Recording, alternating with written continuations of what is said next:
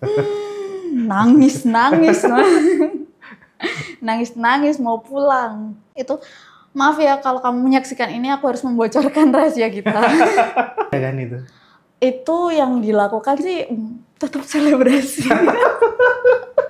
Karena kita nggak tahu rezeki kita tuh di mana, terus jalan kita tuh kayak gimana. Jadi coba bertahan sebentar lagi aja.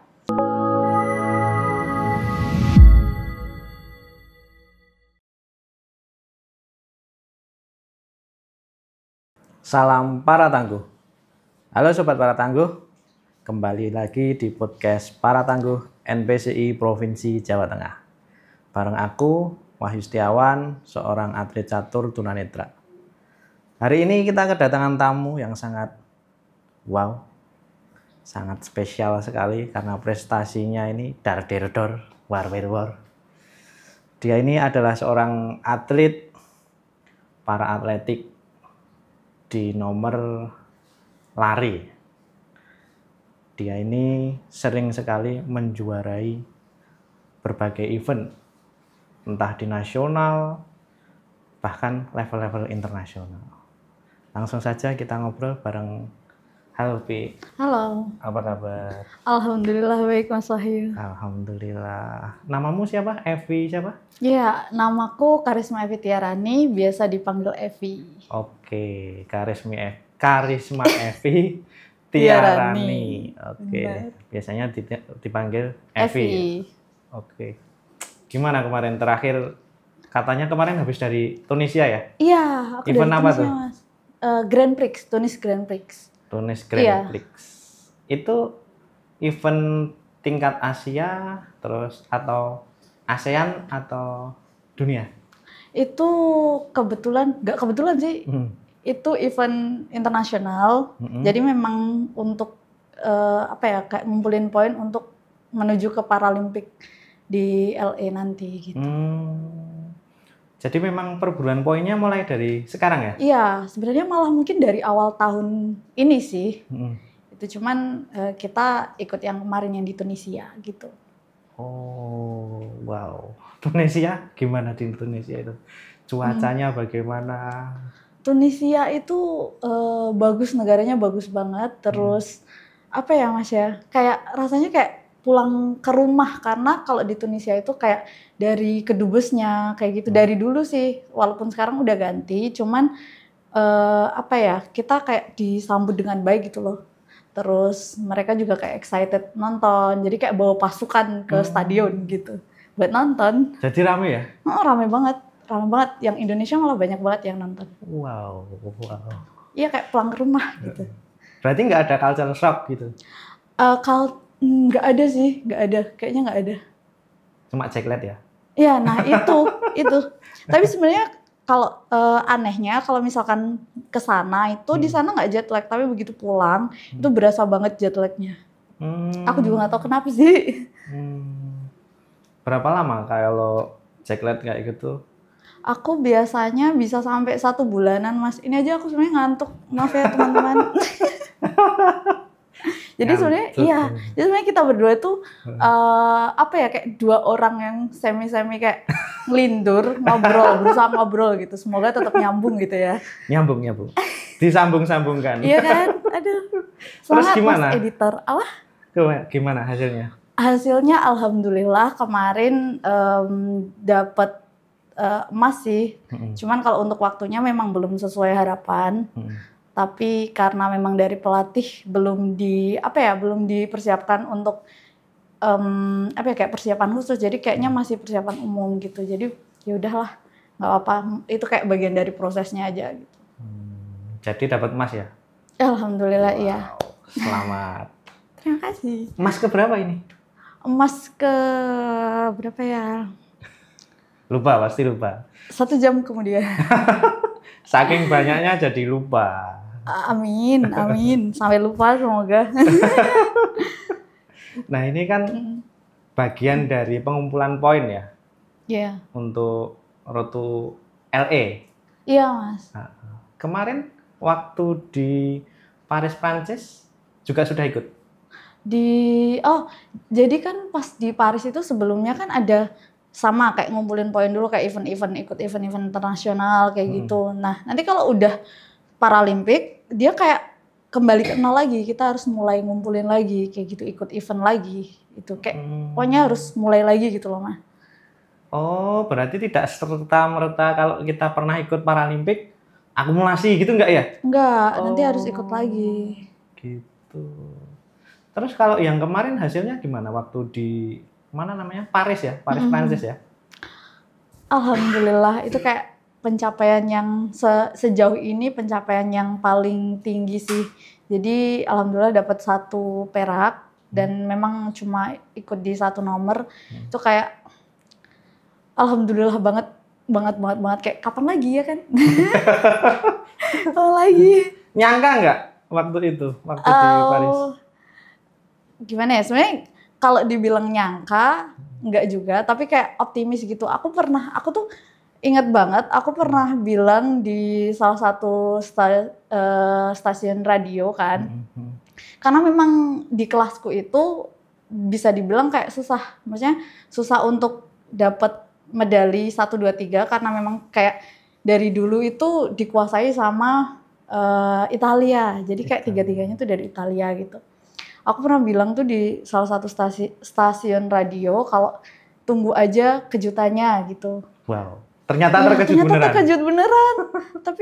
tapi itu sih kalau bisa finish apa ya dengan lebih baik, aku nggak pengen finish kayak gitu karena kasihan. Jadi kayak ada 1 orang itu yang bermasalah, kan aku lawannya sama kaki prostetik. Itu ada yang bermasalah di kakinya, terus dia jatuh. Pas dia jatuh, terus teman satu negaranya yang juga apa ya, kita lari bareng itu dia juga jatuh. Jadi kayak ya udah mereka berdua jatuh gitu loh. Oh, jadi iya. Jadi kayak itu yang dari Italia? Iya, dua-duanya. Dua-duanya dari Italia. Tabrakan kita atau gimana? Jadi mereka tuh kayak yang satu kan jatuh tuh. Jatuhnya dia masuk ke lintasan satunya. Habis itu yang satu dia nubruk gitu loh, Mas. Itu nanti kalau sobat para tangguh misal mau nonton itu bisa dilihat di YouTube-nya Paralimpik gitu. Buat lebih jelasnya. Iya, kasihan itu juga ya. Makanya kayak sebenarnya mau kayak seneng selebrasi tapi kayak di sisi lain tuh kayak apa ya, kayak nggak pantas aja gitu loh rasanya.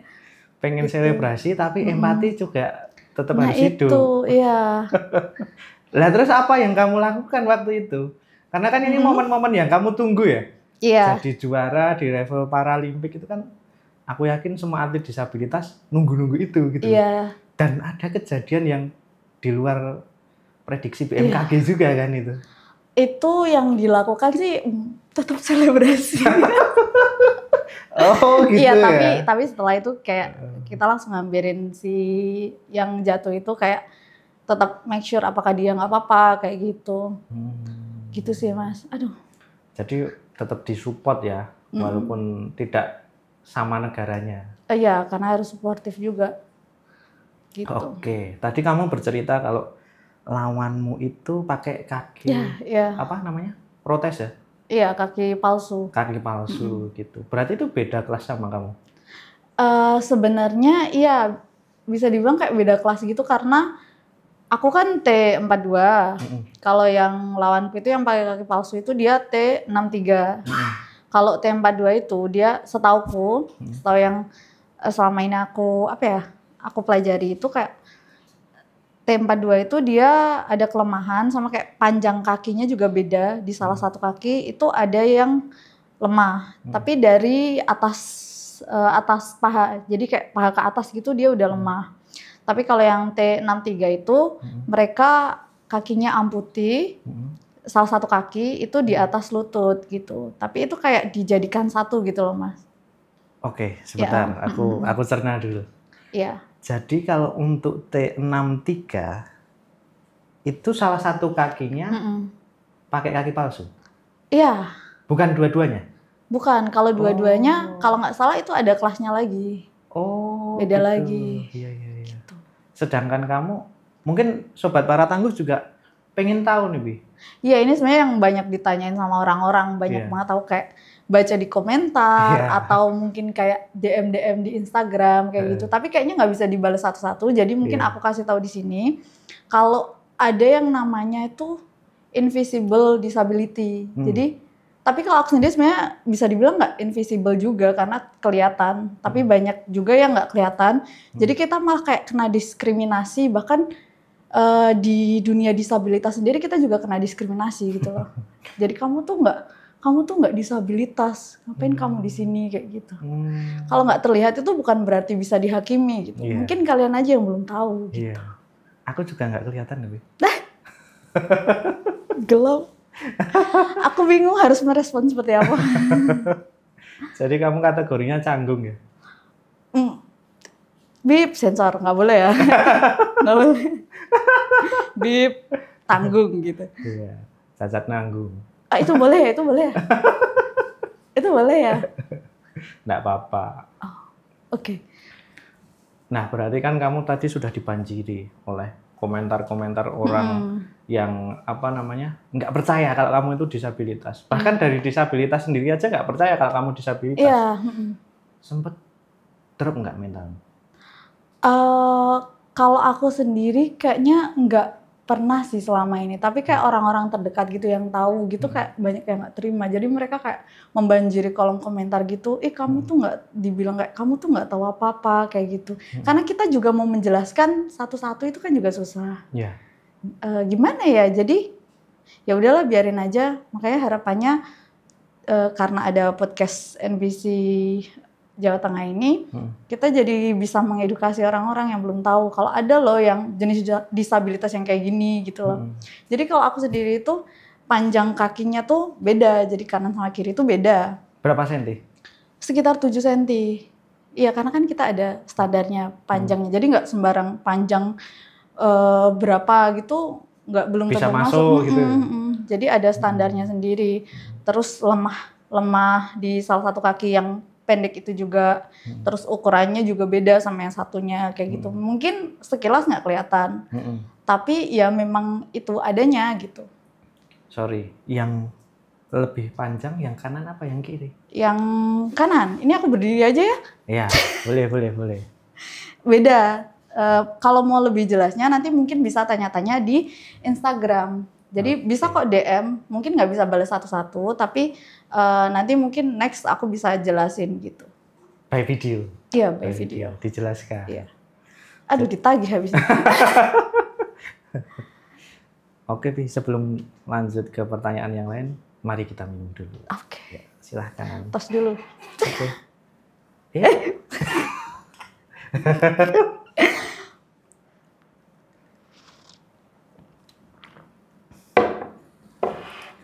Oke. Aku boleh ketawa nggak sih? Boleh lah.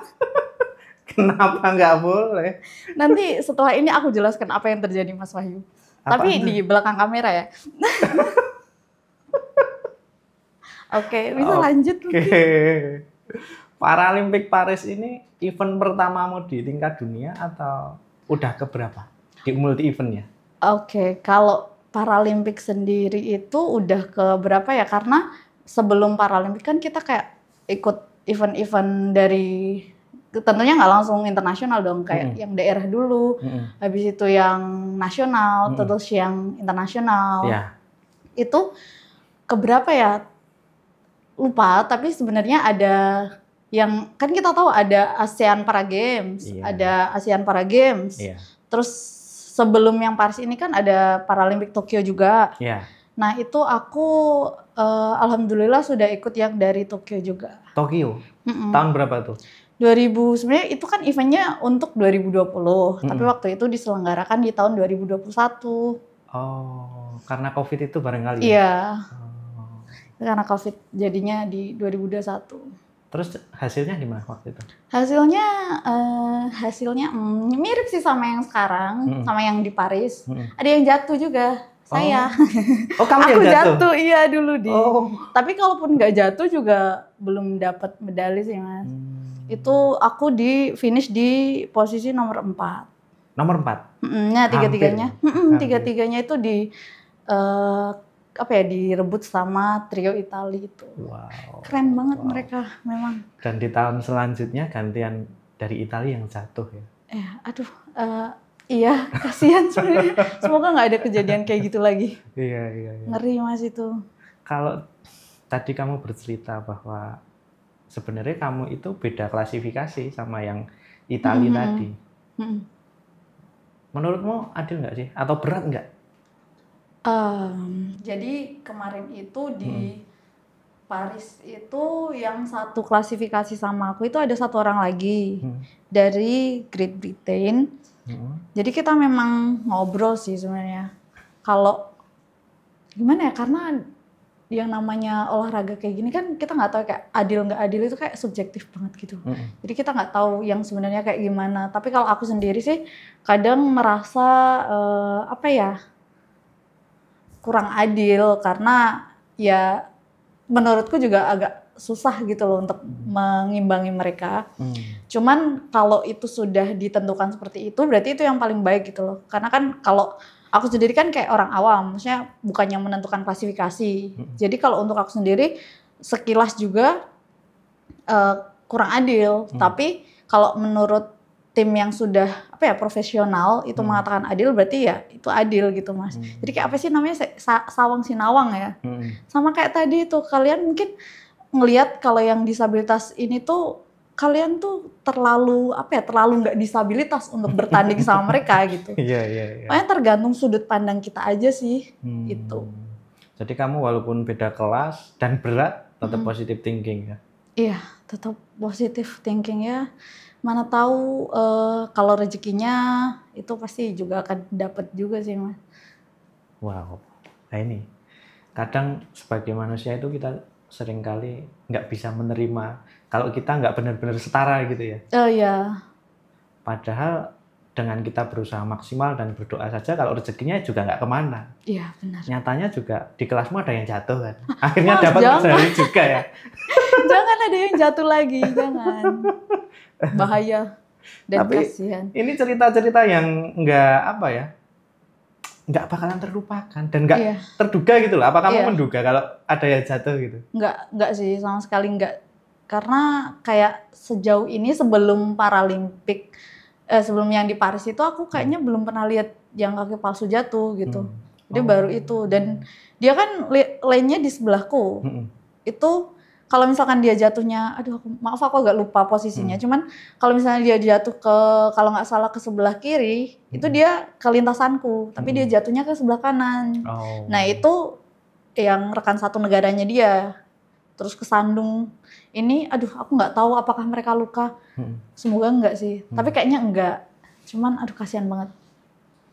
Bentar. Kamu berdoanya juga semoga aku juara gitu kan? Enggak semoga dong. Lawanku jatuh gitu kan? Enggak dong. Tetap sportif. Tapi aku nggak tahu ya orang-orang gimana. Oh gitu. Jangan. Kalau itu tadi termasuk pemikiran yang negatif tinggi apa positif tinggi? Itu negatif dong, Mas. Oke. Di Paralimpik Paris, capaian waktumu berapa? Kalau nggak salah tuh 14.26 apa 27 gitu. Nah itu yang best personal best. Jadi aku kayak sebelum itu belum pernah mencapai itu. Tapi kemarin di Tunisia juga belum bisa lebih bagus daripada itu. Jadi kedepannya harapannya bisa lebih bagus atau minimal mempertahankan sih. Ya harus sih. Mempertahankan lebih sulit ya. Iya, lebih sulit. Kalau di Tokyo waktu itu berapa? Tokyo itu masih jelek sih menurutku Mas. Dia di berapa ya? 14.76 kayaknya. 14.76. Ya walaupun nggak ada selisih satu detik ya. Jadi kan itu kayak 0, berapa gitu, tapi itu kayak berpengaruh banget. Dan di atletik 0, berapa itu ya berat kan? Fun fact-nya di Peparnas. Peparnas kemarin itu yang di Solo.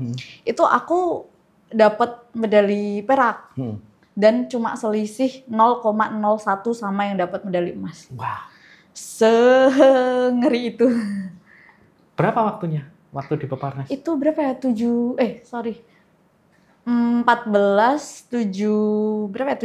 kalau nggak salah. 73 sama 74 kayaknya, aku 74. Kalau dia 73 kalau nggak salah.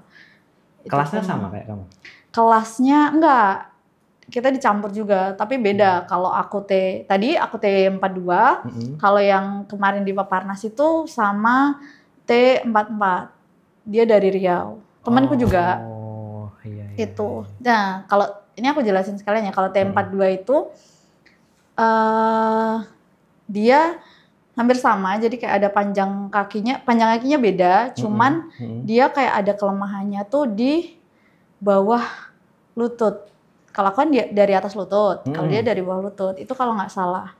Nanti untuk penjelasan lebih jelasnya mungkin ada podcast yang membahas itu ya, Mas? Ada, pasti ada. Iya. Ada, aku nggak tahu mana dulu yang keluar, tapi pasti ada. Jadi Sobat Para Tangguh ya kita sebutnya. Iya. Sobat Para Tangguh jangan lupa untuk cek update di YouTube-nya NPCI. NPCI Provinsi Jawa Tengah. Betul. Tentunya untuk mencapai juara dunia itu kan tidak mudah juga ya, Be. Banyak proses-proses yang sudah kamu lewati. Seberdarah-darah apa itu?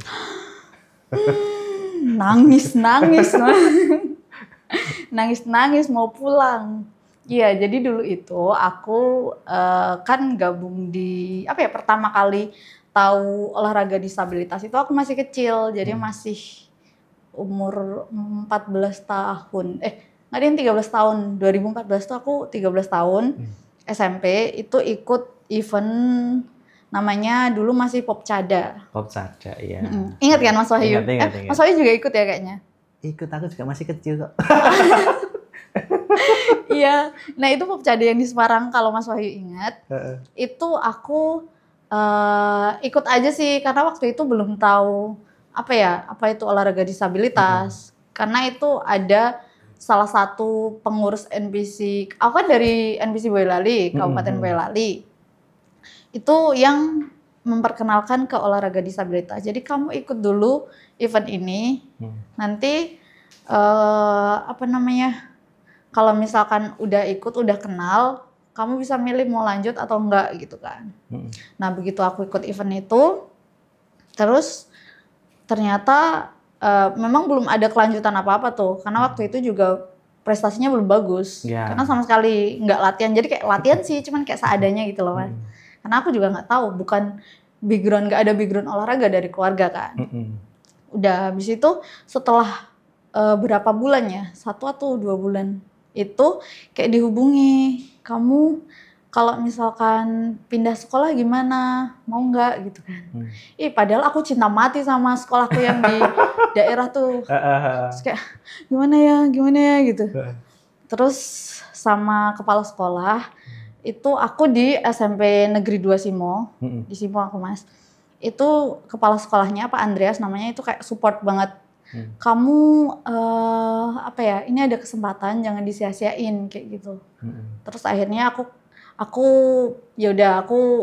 mempertimbangkan itu, tapi orang tua aku tuh kayak ragu. Maksudnya kan aku tuh dulu sering sakit gitu loh Mas. Iya. Jadi aku punya riwayat penyakit pernafasan. Itu yang bikin kayak orang tua apa nggak usah aja ya, di rumah aja. Maksudnya kayak ya udah di rumah gitu loh, kayak daripada nanti sakit atau gimana gitu. Karena itu aku harus pindah sekolah dan aku harus di asrama di Solo gitu kan. Tapi aku kayak ke-trigger tuh sama ucapannya kepala sekolahku. Terus ya udah aku berusaha meyakinkan orang tua sampai akhirnya diizinkan untuk pindah sekolah dan masuk di asrama PPLP di Solo. Di Solo. Iya. Waktu itu berarti orang tua juga agak keberatan gitu ya? Iya, keberatan. Karena aku anak terakhir juga Mas. Cewek anak terakhir gitu. Kamu anak terakhir? Dari berapa saudara? 2. Tuh kan. Terus ya udah akhirnya aku di asrama itu adalah saat aku nangis. Nangis terus ya? Oh, enggak nangis terus, cuma nangis. Soalnya nggak pernah jauh dari orang tua, terus harus jauh dari orang tua, terus harus bagi waktu latihan sama sekolah itu kan, itu kayak berat banget Mas. Misal pagi kita harus latihan dulu, terus setelah latihan harus berangkat sekolah, dan kita kan nggak boleh skip sekolah gitu kan. Sebisa mungkin ya harus berangkat terus, secapek apapun kita latihan kan. Terus setelah itu pulang sekolah langsung balik lagi ke lapangan, latihan lagi. Kayak gitu sih. Itu menurutku paling berat untuk bagi waktu itu. Terus nanti malam juga belajar. Kayak gitu-gitulah Mas pokoknya. Aduh. Rutinitas yang sangat menjenuhkan dan butuh energi banyak. Dan bahkan aku sama temanku tuh kayak pernah berpikir untuk nyerah aja kali ya. Maksudnya kayak kita setelah lulus SMP ini, karena waktu itu aku masuknya kelas 2 SMP kan, sama temanku ada. Itu, maaf ya kalau kamu menyaksikan ini aku harus membocorkan rahasia kita.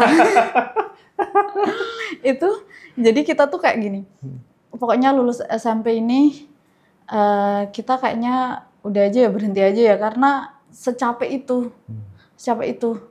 Terus habis itu kan karena kita ngomongnya di kelas 2 SMP ya, kelas 2 SMP ya, habis itu ada event namanya Pepa Pernas yang di Jakarta? Bukan, di Bandung. Di Bandung, Jadi kan tadi ada Popcada itu sekarang namanya Pepa Perda. Nah itu kan untuk yang daerah. Terus ada Pepa Pernas, itu yang pekan Paralimpik Pelajar Nasional. Nah itu di Bandung waktu itu 2016. 2015. Terus kita berdua tuh dapat medali. Nah udah tuh langsung bayangan untuk kita menyerah aja, padahal itu sudah mengumpulkan niat gitu kan. Terus ternyata dapat medali. Udah deh, nggak jadi sampai sekarang gitu. Sampai sekarang masih latihan bareng juga. Oh, jadi yang membuat nggak jadi itu karena medalinya apa karena dapat bonus? Dapat medali dong, prestasi, karena waktu itu masih kecil kayak apa ya namanya? Nggak terlalu mikir uang. Iya, nggak terlalu mikir uang karena dipikirnya aku nggak pernah dapat medali yang sebagus ini gitu. Terus ternyata bisa pergi keluar kota. Gratis, ketemu orang banyak kayak gitu. Terus, nah itu juga. Tapi belum terlalu berpikir itu, karena kan ya udah ngikut alur aja gitu kan. Terus habis itu ada event lagi, makin lupa tuh sama yang kayak gitu-gitu, yang pengen berhenti kayak gitu. Sebagai seorang bocil kelas 2 atau 3 SMP ya waktu itu, bangga nggak punya prestasi selevel nasional kayak gitu loh? Bangga sih, bangga banget mungkin ya malah. Karena nggak nyangka banget Mas, karena kayak dulu tuh aku melihat diriku di masa lalu tuh yang misal aku makan jajan dikit aja sakit, terus salah minum apa gitu sakit kayak gitu. Nah bahkan aku kayak sembuhnya itu setelah aku gabung di asrama PPLP, jadi dilatih itu aku malah hampir nggak pernah sakit pada waktu itu. Jadi kayak heran aja. Jadi malah membawa efek yang sangat positif ya. Prestasi dapat, sehat juga dapat. Alhamdulillah, sangat tidak menyangka. Sampai sekarang nggak pernah kambuh lagi? Yang penyakitnya itu? Alhamdulillah nggak pernah sih. Bahkan itu mungkin apa ya? Karena aku dulu harus berobat 6 bulan pas masih kecil sih waktu itu. Cuman efeknya sampai sebelum ke asrama itu masih berasa. Itu harus terapi antibiotik 6 bulan gitu. Wow. Tapi sekarang alhamdulillah udah aman. Berarti jatuh cinta banget nih. Berarti memang olahraga itu juga membawa keberkahan juga ya buat hidup kita. Karena kamu saja yang waktu itu posisinya sakit dan itu menjadi salah satu alasan orang tuamu menahan kamu supaya kamu nggak ke Solo. Itu justru dengan adanya tekadmu lalu kamu sungguh-sungguh malah sakit itu jadi hilang. Dan bahkan sekarang kamu jadi punya prestasi level dunia gitu. Alhamdulillah. Oh iya Pi, selain ngatlet kesibukanmu itu ngapain? Selain ngatlet, kesibukanku aku kuliah Mas. Jadi selain latihan itu aku biasanya ke kampus gitu. Prodi apa? Aku ilmu komunikasi di UNS. Oh iya, sama satu lagi di UTP, Universitas Tunas Pembangunan. Aku ambil prodi kepelatihan olahraga. Wow, jadi double degree? Alhamdulillah. Apakah kurang sibuk? Nah itu sebenarnya aku kayak merasa kalau misalkan aku kuliah tuh sebagai hiburan gitu loh, karena dari kuliah hiburan iya ya.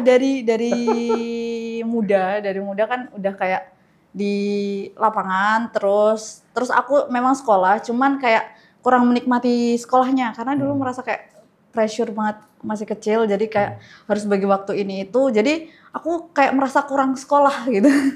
Jadi begitu sudah lebih besar, lebih dewasa, lebih tua, iya. ya kan? Aku yaudah aku daftar di UNS. Itu ini udah semester akhir. Nah begitu semester akhir, aku kok merasa Kok gabut? kok kurang sekolah lagi ya. Ya udah aku akhirnya daftar di UTP, di prodi kepelatihan itu tadi. Kepelatihan olahraga. Iya, yang lebih linear sih daripada yang di ilmu komunikasi tadi. Nah itu yang menarik. Oke. Kenapa pada akhirnya waktu itu memutuskan, oh ya aku kuliah prodi komunikasi? Itu sebenarnya dulu pas sebelum masuk di dunia olahraga, aku tuh pengen jadi penyiar radio dulu. Oh. Tapi begitu aku masuk di komunikasi, aku malah nggak ambil sama sekali spesialisasi radio itu. Loh kok bisa? Nggak tahu. Terus yang kamu ambil apa? Aku ambil spesialisasinya di advertising, jurnalistik, sama public relation. Oh. Gitu. Ya hiburan sih mas sebenarnya. Nyari hiburan. Oh gitu ya. Nah cita-citamu jadi penyiar radio itu ya tertunda terus no? Ya mana tahu nanti next kita nggak tahu ya apakah aku akan mengambil alih. Mungkin kalau radio enggak, tapi mana tahu aku mengambil alih peran Mas Wahyu di sini. Wah, ada kudeta nih. Kita lihat saja nanti. Itu ya mirip-mirip aja lah mas, nggak apa-apa nggak jadi penyiar radio. Ya mas kasih job ya mas. Esek, bisa diatur. Oke. Dengan berkuliah di UNS, prodi komunikasi, tambah lagi UTP, prodi apa? Kepelatihan olahraga. Itu bagaimana cara membagi waktumu? Nah, aku kan daftar di UTP itu pas di UNS udah semester akhir. Jadi ini aku di UNS itu semester 8. Kalau di UTP aku semester 4. Jadi sebenarnya bukan akhir sih, di tengah-tengah kayak semester 4 itu justru malah sibuk-sibuknya ya. Kenapa ya? Aku juga nggak tahu. FOMO. Jadi aku ikut teman, karena temanku ada yang daftar di UTP juga, kepelatihan olahraga juga. Terus kayaknya aku masih kurang sekolah. Yaudah akhirnya aku ikut daftar aja.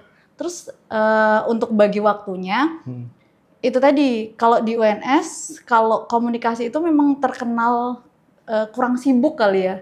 Oh gitu? Iya kurang sibuk. Masa iya sih? Iya. Teman-teman kalau mau daftar di UNS aja. Komunikasi. Itu tapi ini sih mas, memang awalnya kayak kurang sibuk, tapi begitu di semester 6 kayak gitu baru berasa gitu. Full gitu?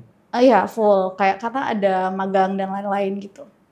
Kalau untuk bagi waktunya, aku biasanya itu tadi kuliah, pagi latihan, setelah latihan aku kuliah yang di UNS, terus siang, karena kuliah itu kan nggak full sampai sore biasanya kan, nggak kayak sekolah, maksudnya jadwalnya lebih fleksibel. Itu nanti pokoknya di sela-sela kuliah itu kan biasanya sore nggak kuliah tuh. Itu aku latihan sore. Kalau untuk yang UTP, jadi UTP itu ada program yang non reguler. Gitu. Itu kelasnya di hari Sabtu. Jadi hari Sabtu tuh kayak full dari pagi sampai malam gitu. Itu sih mas.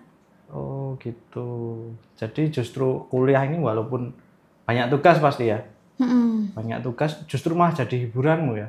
Iya hiburan, karena kayak kita di lapangan terus kayak bosan gak sih? Ya jujur ada masa kita kayak jenuh gitu kan.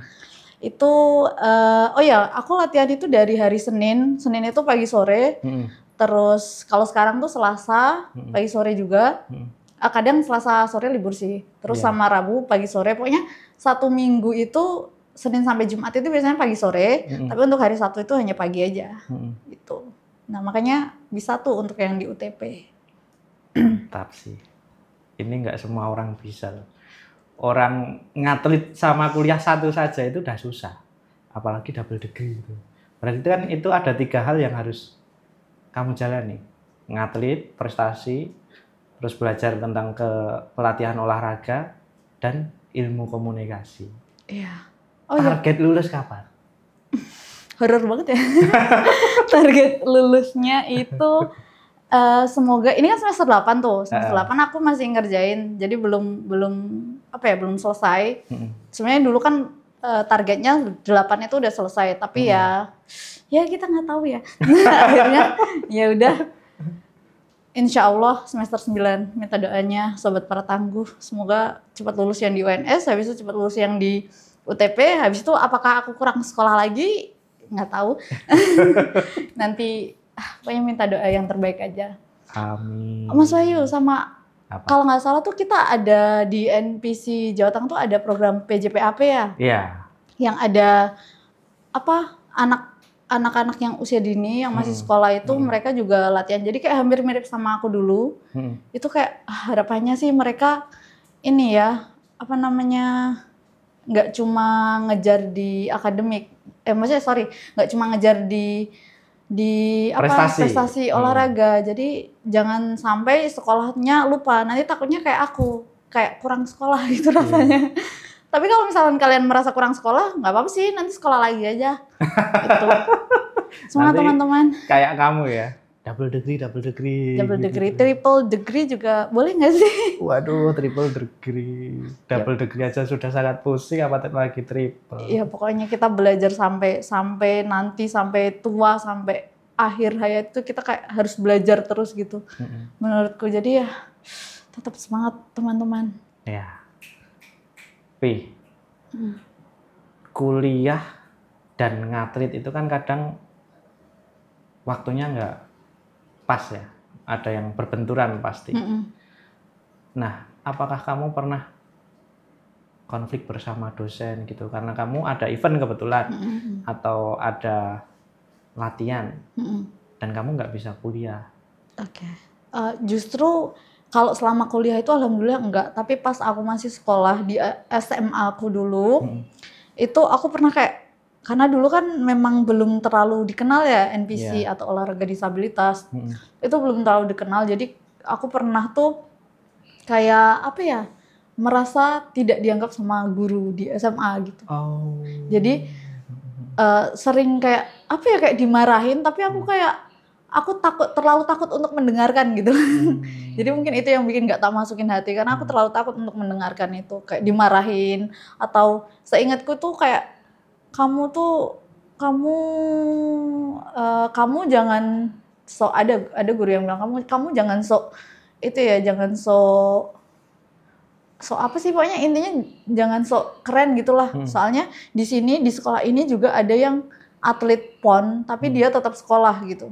Nah waktu itu soalnya aku karena kan disabilitas belum tahu ya, waktu itu aku habis event Papa Pernas juga. Papa Pernas itu kan sama kayak PON ya, cuma untuk yang disabilitas. Tapi gurunya itu belum tahu kalau Papa Pernas tuh setara sama PON. Nah bedanya itu waktu itu aku masih bingung untuk membagi waktu. Mungkin ya salahku juga karena kurang bijak buat bagi waktu. Jadi kadang aku kayak sempat nggak masuk atau izin tapi izinnya terlalu sering kayak gitu loh. Oh gitu.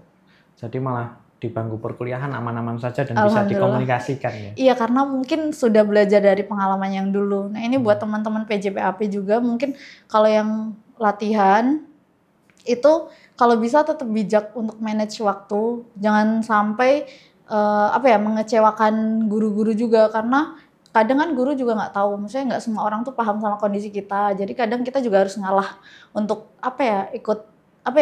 jadi nggak cuma orang yang mengerti kita, jadi kita harus berusaha mengerti orang lain juga gitu. Oke. Nah ini pertanyaan terakhir buat kamu barangkali ya. Oke. Dari semua prestasi-prestasimu itu kan pasti ada penghargaan-penghargaan gitu ya. Bonus-bonus kayak gitu. Apalagi level dunia. Ya kita semua barangkali sudah tahu lah level dunia itu angkanya berapa, nggak usah di-spill ya. Jadi nggak enak. Terus buat apa itu?